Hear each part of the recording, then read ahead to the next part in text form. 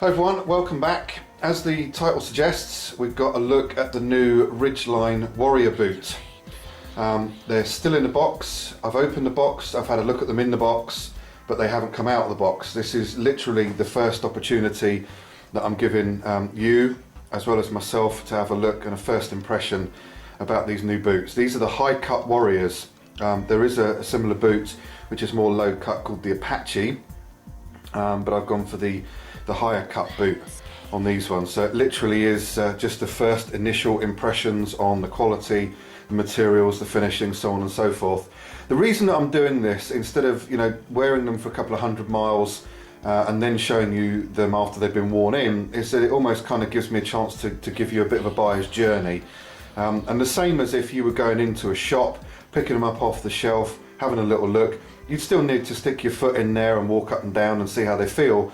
But the fact of life is we eat with our eyes first, and at least this way, as well as my admission that this is not a review in any way, shape or form, it does give me a chance to have a little look around the material and the finishing and show you guys as well, so you'd see exactly what you'd see in the shop. So they've still got the tickets on them, so I've not even put them on my feet yet, so I couldn't tell you how they feel. This is really just a look round them and first impressions, which are that this boot is reasonably light for something of this size. I would have expected it to feel a bit heavier, I must admit, and that's straight out of the box.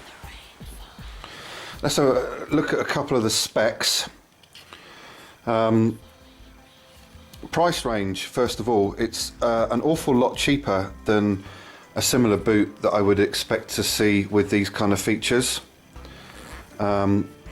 Without a shadow of a doubt. So vastly more affordable. It's a full grain nubuck leather upper. The tongue straight off does feel a little bit softer than the rest, which I quite like. It's got a speed lacing system, and these little eyelets do move backwards and forwards, which I quite like as well. The leather feels beautiful up around this back heel part, and I quite like this section where, as it wears in a little bit, it gives you a little bit of flexibility. It's a moulded PU midsole, multi-directional grip lugs on what they're calling a hyper grip sole, and actually it does feel kind of tacky to the touch as well.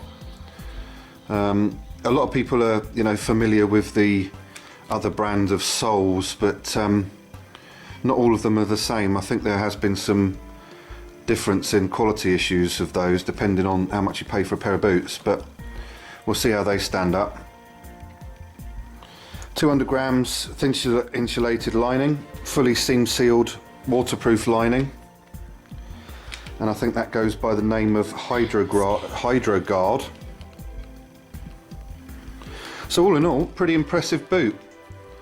What I do particularly like is this nice high rand that goes up over the toe and all around the side of the boot as well, and a nice high section at the back there.